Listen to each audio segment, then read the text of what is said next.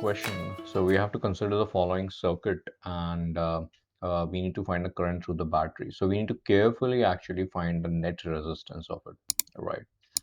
Okay, now let's start from the most right. So over here we notice that this 10 and this 2 are in series, right?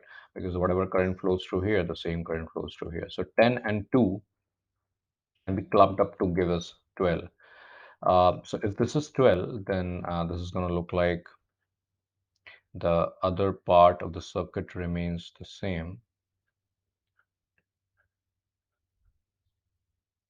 And over here, we have this resistance and this resistance as it is. Now, this is going to be 12 ohms. That's what I was talking about. This is 6 and this is 8. And I'm not going to mark the others because we are more interested now in the, as soon as we'll solve it, we'll keep on marking it. Now, these two are in parallel, right? Because they are about the same points. They are between the same points. So 12 and 6 are in parallel. And if 12 and 6 are in parallel, their equivalent resistance is going to be 6 times 12 over 6 plus 12. So this will be 72 over 18, which is 4 ohms. So this is going to be, this is a resistance over here. Here we have a resistance. Here we have a resistance. Here we have a resistance, here we have a resistance, and this now turns into 4 ohms and this remains as it is. So this is 4, this is 8, and this was 6 already. All right.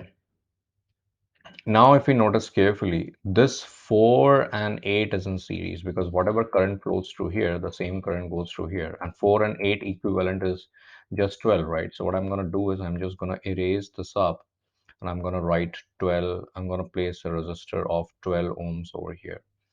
And now we can clearly see that 12 and 6 once again are in parallel. And we know that when 12 and 6 are in parallel, their equivalent resistance is 4 ohms. So what I'm going to do is I'm going to erase this one and I'm going to just place one resistor of 4 ohms over here.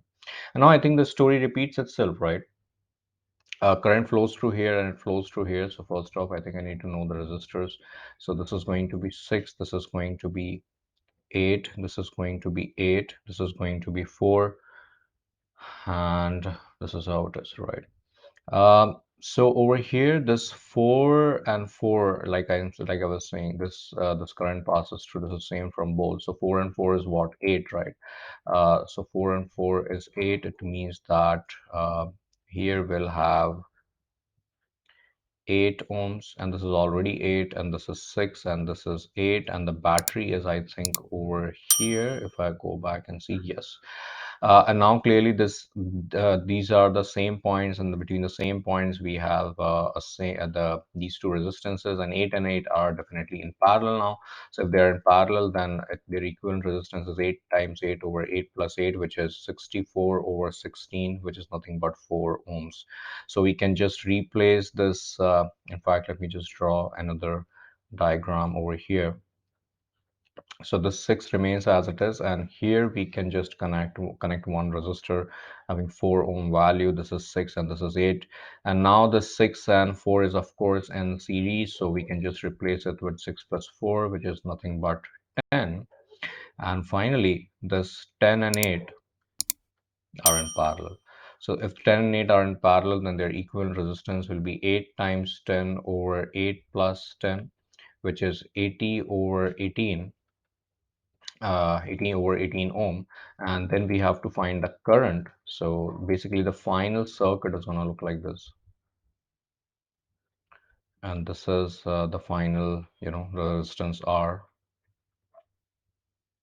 And the battery potential is 6 volts.